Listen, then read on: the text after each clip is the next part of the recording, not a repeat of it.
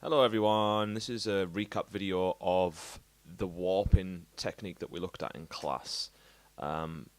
More specifically, this is how to fix timing issues inside of audio clips using warping. If you remember in class, we were adding warp markers to this clip here and kind of clicking and dragging and moving the audio around. It's similar to flex time in Logic. And it can be a bit of a bone of contention for a lot of new users. Ableton Live, it can be a bit of a head blag.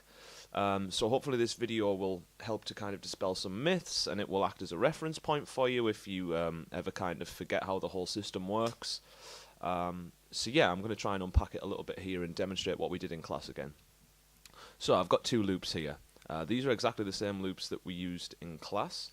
And I want to start to work with this first clip here. If we double click it and we take a look at it in the waveform display, we can see a number of issues with it. The first thing I'm going to do that's going to allow us to kind of time stretch and move the audio around is to activate warp down here. So select the clip, and then in the clip view we hit warp. That gives us our grid behind the waveform. We can see an actual musical grid now, so we know how it's locking up against the tempo of our track.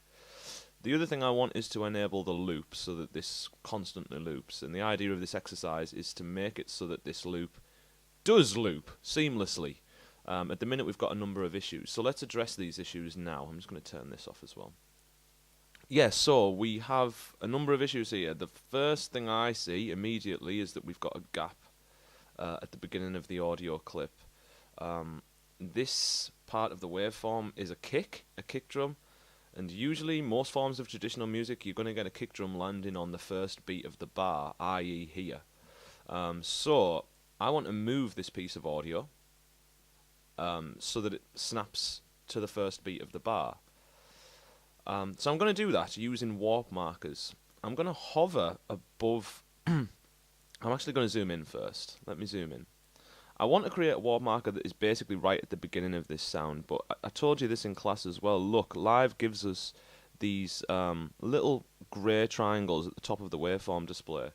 They're called pseudo warp markers. They're kind of where Live thinks the start of the sound is, and it's pretty close. They're not always super accurate, but if you hover over it, it gives you a warp marker behind it, and you can double click that and create one.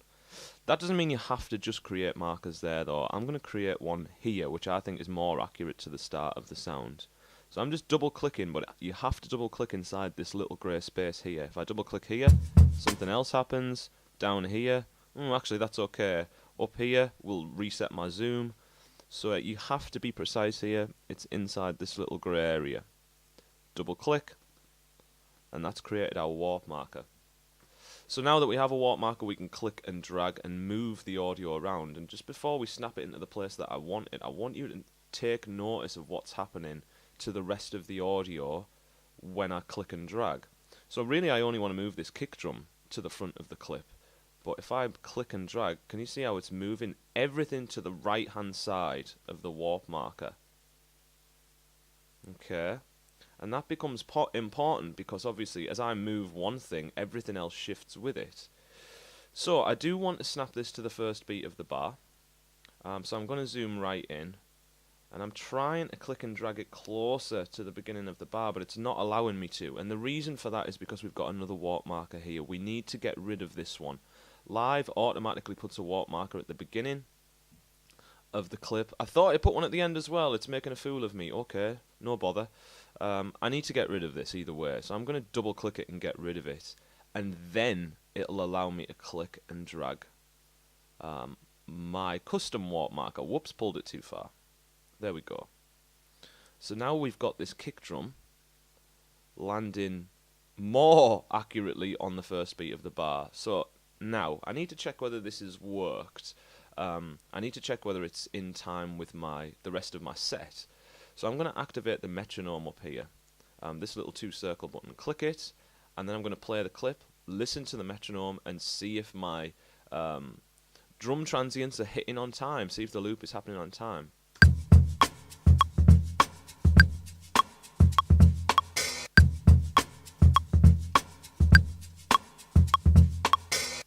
Okay, the first half is kind of fine, up to around here.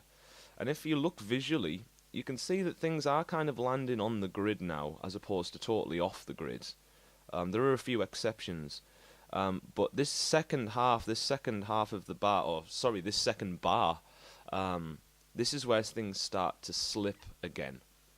So I want to add another warp marker where I think things are starting to slip, and push the audio around so it snaps to the grid. And I'm going to make my best guess here. Second beat of the second bar, we get this kick drum starting just before the second bar, and I think that should land on the 2 on the first beat of the bar. So I'm going to create a warp marker here. I'm going to use the pseudo warp marker this time. Seems pretty accurate. Double click, and then click and drag. Watch what happens as I click and drag. So you can see all the audio to the right of the warp marker has moved this way, and the audio to the left has kind of been stretched out a little bit too. But this first warp marker we put in acts as an anchor, so we get this kind of stretching. So as a consequence of me moving this warp marker slightly to the right here, we have started to get other things appear off grid. Okay. So this is like a rim shot, and I know that should land on 1/4. So I'm going to create another warp marker, click and drag, and then just take another visual look. Okay, let's take a listen to this now.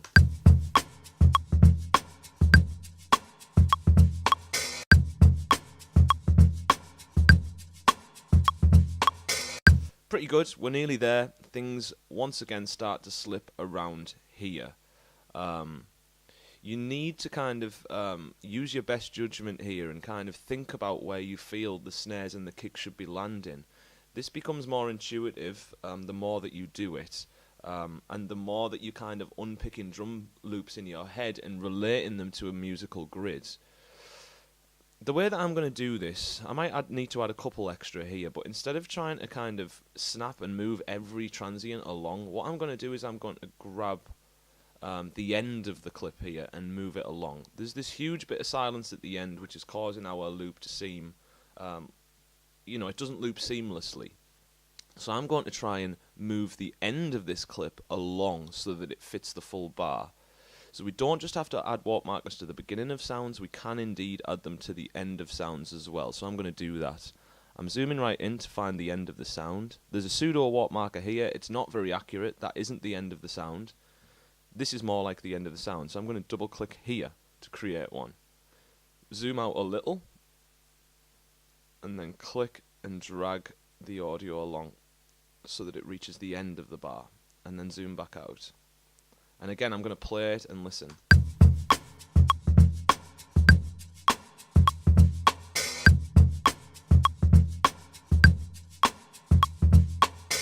That's pretty good now. I feel like things are tight enough at that point. If we zoom in, and I'm going to zoom into this first rim shot here. Zooming in, remember guys, you hover above the time ruler until you get your magnifying glass, and then you click and drag up and down. Whoopsie-daisy. Click, left click, drag up and down. Yeah, look, there is gaps. There is these little gaps. And if I wanted to, I could click, create a warp marker, snap it in. I could do this for every transient if I wanted to.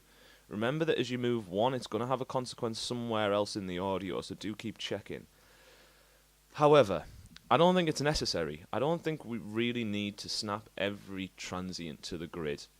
Remember, if we do that, we're going to kind of roboticize the groove. We're going to remove the original swing. We're going to remove the character. Remember what we talked about last week about swing and these tiny little time offsets that give a loop some groove and some shuffle.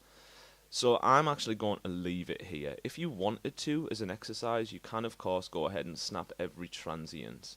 Let's add a couple more just for the sake of it.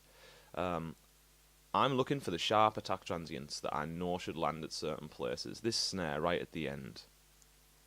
The pseudo warp marker's inaccurate. Let's make one here and drag it along. There we go.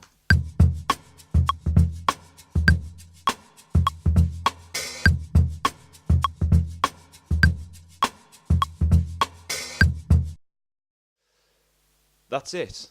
That's warping. Remember that you add warp markers by double clicking, and then you can click and drag the audio around, but look what happens to the audio. Remember that you're kind of these act as anchor points, so you're stretching the audio that lives in between those two warp markers.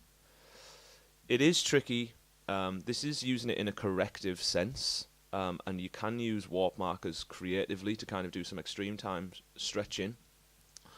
But this is a good exercise for you guys to get to grips with the kind of corrective process. Do try this. Remember that these loops are on Moodle for you under week 3. The second loop is a kind of jungle loop, and it's much more difficult to sync. But go ahead and give that one a try as well. So this is me signing off for this video. I'm also going to upload one that shows us how we chop up this jungle loop into individual slices. That's something else we looked at in class. So if you haven't done so already and you want to follow that tutorial, part 2, you need to warp loop this jungle beat and do exactly the same thing we did here with the warp markers. Make sure that this loop is snapped to the grid and loops seamlessly. Okay? Important for the next bit. Okay, signing off for this video. Peace, peace, peace.